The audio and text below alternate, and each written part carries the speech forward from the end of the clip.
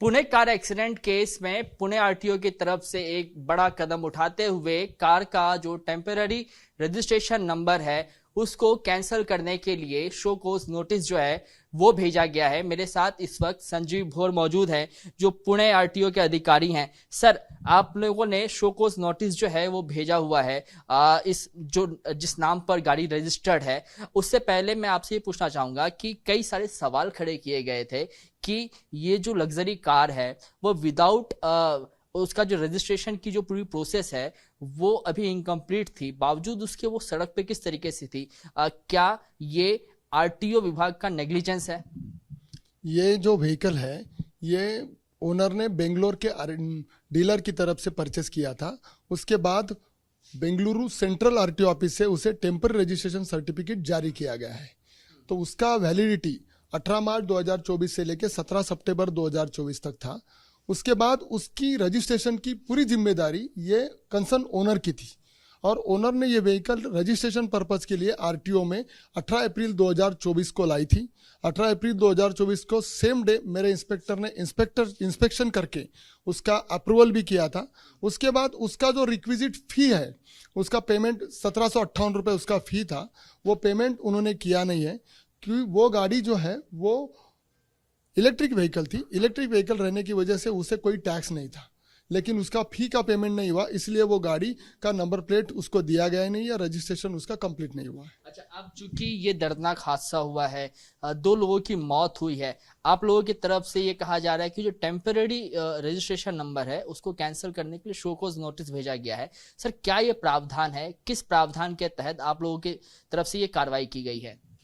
Motor vehicle act के section 199 में अगर कोई ऑफेंस जुवेनाइल से होता है तो वो केस में वो जुवेनाइल ने अगर कोई एक्सीडेंट किया है तो वो गाड़ी, जिस गाड़ी से वो हादसा होता है, वो गाड़ी का रजिस्ट्रेशन कैंसिल करने की प्रोविजन है 12 महीने के लिए।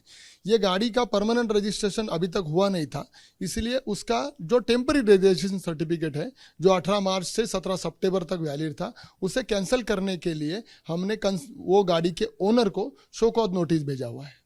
अब चूंकि ये हादसा हुआ है, आरोपी जो है अभी जुवेनाइल रिमांड होम में है, क्या कुछ आगे भविष्य में अगर वो ड्राइविंग लाइसेंस के लिए अप्लाई करता है तो उसके लिए क्या कुछ दिक्कत आ सकती है? सर, ये बताएं। नहीं, अगर मैंने पहले ही कहा था कि अगर कोई ऐसा ऑफेंस किसी जुवेनाइल ने किया है तो उसे लिए सेक्शन 199 के तहत वो जुवेनाइल को 25 साल की उम्र तक अभी कोई लाइसेंस नहीं मिल सकता। मतलब आप ये कह रहे हैं कि चूंकि उसने ये गुनाह किया है उस वजह से अब 25 साल तक उसका इंतजार करना पड़ेगा? हाँ, क्योंकि वो एक्ट में वो प्रोविजन है कि अगर कोई ऑफेंस ऐसा होता है तो उसे एलिजिबिलिटी क्राइटेरिया जो है उसका एज लिमिट 25 है। 25 के पहले वो एप्लीकेशन नहीं कर सकता। अच्छा, आपने एक बात का और जिक्र किया कि रजिस्ट्रेशन के लिए एप्लीकेशन दिया गया था लेकिन कोई एक फीस जो है वो जमा नहीं की गई थी, उसके लिए इस पूरे प्रोसेस में जो है समय लगा। अगर वो फीस जमा कर दी गई होती तो ये जो पूरी प्रक्रिया है वो समय से पहले पूरी कर ली जाती। हाँ, क्योंकि सिर्फ पेमेंट ऑफ फी बाकी था। इंस्पेक्शन तो गाड़ी का हुआ था, उसका अप्रूवल भी हुआ था, लेकिन जब तक पेमेंट ऑफ फी होता नहीं है तब तक नेक्स्ट विंडो जो है वाहन सिस्टम में नंबर अलॉट करने के लिए वो सिस्टम में ओपन ही नहीं होता है। फीस पेंडिंग था तो क्या आरटीओ अधिकारी के तरफ से कोई कांटेक्ट करने की कोशिश की गई गाड़ी मालिक से? नहीं, ऐसा कोई किया है नहीं। कोई ऐसा प्रावधान है कि कांटेक्ट किया जाए? नहीं, क्योंकि गाड़ी का रजिस्ट्रेशन प्रोसेस इमीडिएटली कंप्लीट किया जाता है हर एक की तरफ से। गाड़ी का उसको पेमेंट ऑफ फी करने के बाद, क्योंकि उसे टाइम नहीं लगता, एक दिन में वो प्रोसेस कंप्लीट हो सकता है और तुरंत लोग पैसे भर के गाड़ी का नंबर ले लेते हैं। ये केस में उन्होंने किया नहीं है। थैंक यू सर से बात करने के लिए। तो ये पुणे आरटीओ के अधिकारी संजीव भोर का आप सुन रहे थे।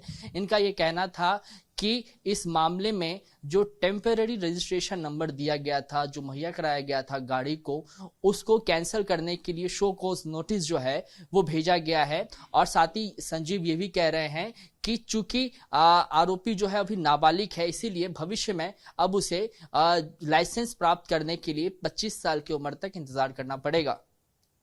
कैमरामैन अनिल संगारे के साथ कृष्णा ठाकुर, एबीपी न्यूज, पुणे।